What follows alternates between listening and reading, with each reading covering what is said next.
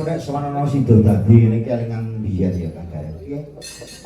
Udah karo taun 2010. Heeh. Sepisanan awake dhewe duwe gamelan wayang iki. Yen iki ya sowanana sida dadi kene pertama. Heeh. Yen ora kleru daleme Pak Sumiyanto nek ora kleru almarhum ya. Yen iki jangan-angen kaya bakir besok duwe gawene pani bali awake dhewe.